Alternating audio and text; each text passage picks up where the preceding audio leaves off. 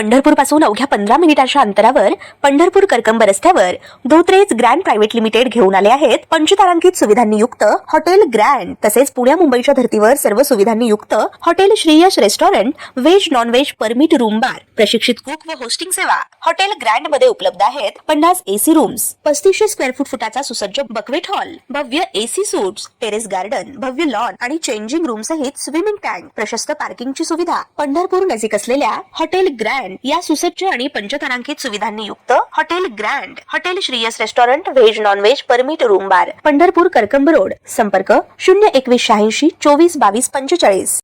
ताज्या घडामोडी पाहण्यासाठी आमच्या YouTube चॅनलवरील PVR म्हणजेच पंढरी वार्ता या न्यूजला सबस्क्राइब करा आणि शेजारील बेल आयकॉनवर क्लिक करा। पंढरपूर हे एक प्रमुख तीर्थस्थळ आहे। येथे दरवर्षी लाखो भाविक येत असतात। आषाढी आणि कार्तिकी वारीच्या मिरवणुकी दरम्यान ही संख्या आणखीनच वाढते। त्यामुळे पंढरपुरात 1000 बेडचे भव्य हॉस्पिटल उभारले जावे अशी मागणी मनसे नेते दिलीप धोत्रे यांनी तत्कालीन मुख्यमंत्री एकनाथ शिंदे आणि तत्कालीन आरोग्यमंत्री तानाजी सावंत यांच्याकडे केली होती। तत्कालीन मुख्यमंत्री एकनाथ शिंदे यांनी याबाबत घोषणाही केली होती, मात्र अजूनही याबाबत कार्यवाही होताना दिसून येत नाही। आज आमदार अभिजित पाटील आरोग्य विभागाशी संबंधित विषयावर सभागृहात प्रश्न मांडले जात असतानाच याकडे लक्ष वेधले। तसेच मतदारसंघातील एका महिला रुग्णास KEM हॉस्पिटल पुणे येथे उपचारासाठी दाखल केले असता 9 लाख रुपये जमीन विकून भरावे लागले।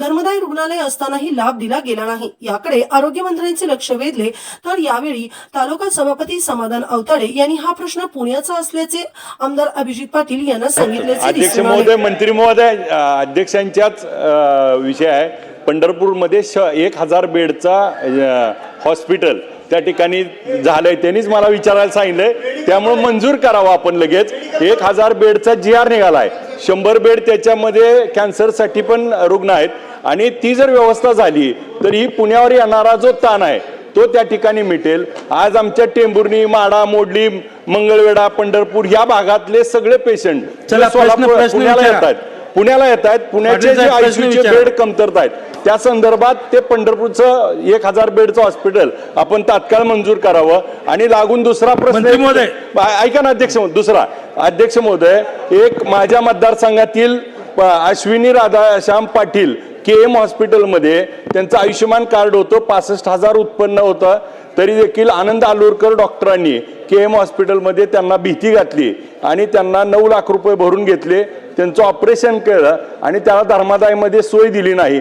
त्या माणसानं स्वतःची जमीन 15 लाख रुपयाला विकली आणि याचा उपचार केलाय, तर यांच्यावर कारवाई होणार का? अभिजित आबा, पुण्याचा प्रश्न आहे। पुण्यातच की पंढरपूरच्या हॉस्पिटलच्या बद्दल आपण जी मागणी केलेली आहे त्यावरती सुद्धा आता कुठल्या स्तराला आहे ते बघून त्यावरती सुद्धा अध्यक्ष महोदय आपल्याला कळवण्यात येईल। आणि अश्विनी पाटील ह्या ज्या पेशंटच्या बाबतीमध्ये जो गैरप्रकार झालेला आपण सांगितला, निश्चित KEM हॉस्पिटल यामध्ये काही दोषी जे कोणी दोषी असतील त्यांच्यावर कारवाई करण्यात येईल।